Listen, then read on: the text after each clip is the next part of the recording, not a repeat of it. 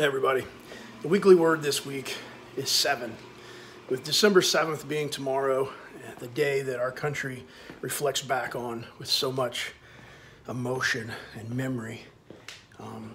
7 is a concept that I was talking with Briley a couple weeks back, and it resonated with me, and it was something that I knew I wanted to bring to the weekly word. I just didn't know when, and then today it came to me.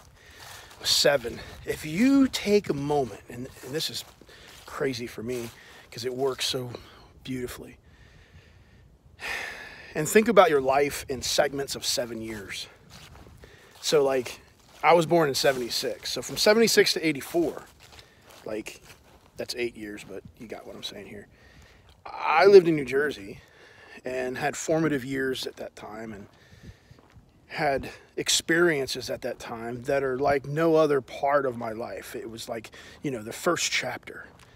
And then we moved to Louisiana sometime in the ballpark of 83, 84, and started this next 7-year cycle.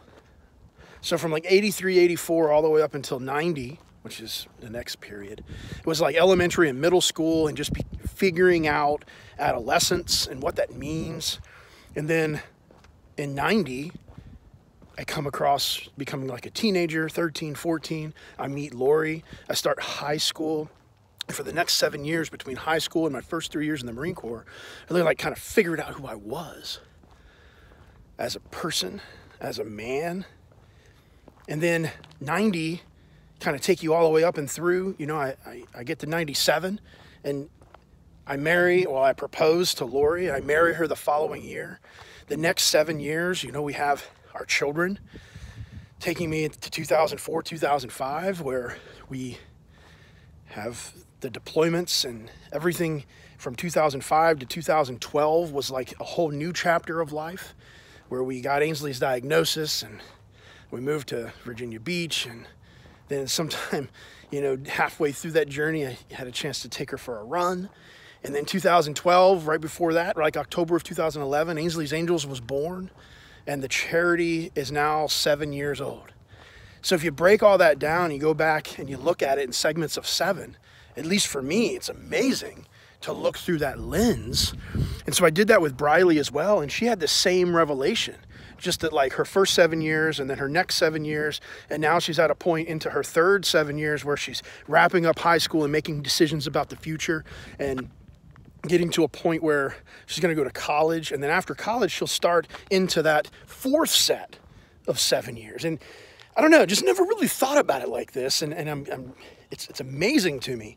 And so I conclude with, wherever you are in your 7-year journey, think about each one of those segments leading up to now, and think about how different they are. This is really the crux. Those 7-year periods are so different. And we had no idea during our first 7 years what it might look like in our third 7 years. So having now gone through multiple 7-year iterations, and now at 42, wrapping up really my Marine Corps career and rolling into the next 7 years of whatever this is going to be, I have no idea what life is going to look like when I'm 49. No idea what 7 years looks from now. But what I do know is over the next 7 years, I have an opportunity, we have opportunities to do just amazing things with that time, and that quite frankly, our imagination is our limit. Like, we can go so much further than anything we ever really imagined, with effort, with drive, with enthusiasm, quite frankly, by being some form of a great bright light of joy and positivity. Like, let's go. How awesome.